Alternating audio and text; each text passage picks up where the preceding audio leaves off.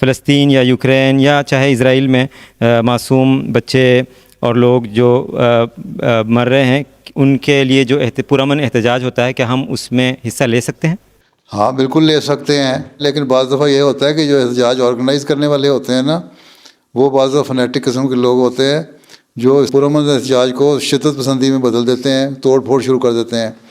آپ یہاں احتجاج کر رہے ہیں ان کے لیے، اور احتجاج کرتے کرتے اپنے ملک کی پراپرٹی کو نقصان پہنچانے لگ جائیں، سڑکوں کے پول توڑنے لگ جائیں، لائٹیں توڑنے لگ جائیں، یا بورڈ توڑنے لگ جائیں، یا آگیں لگانے لگ جائیں، یہ چیزیں غلط ہیں، وہ نہیں ہونا چاہیے۔ اگر پرامن احتجاج ہے، اس کے حق میں بورڈ اٹھا کے وہ کر سکتے ہیں، آپ اس میں حصہ لینے میں کوئی حرج نہیں ہے۔ اور سب سے بڑی بات یہ ہے کہ یہاں بھی احمدی جو ہیں، وہ یہاں مختلف ملکوں کے جو ایمبیسیز ہیں، ان کے ایمبیسیڈر کو، سفیروں کو خط بھی لکھیں، اپنے سیاستدانوں کو بھی خط لکھیں کہ فلسطین کے لیے یا مظلوموں کے لیے جو دنیا میں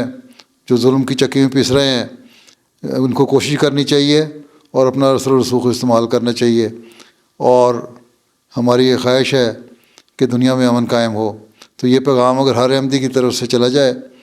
سب سیاستدانوں کو بھی، اپنے اپنے حلقے کے اور ایمبیسیڈرز کو بھی، تو اس کا بھی اچھا اثر پڑے گا، اور یہ بھی خاموش احتجاج کا ایک حصہ ہی ہے۔ ٹھیک ہے؟ جزاکم اللہ حضور۔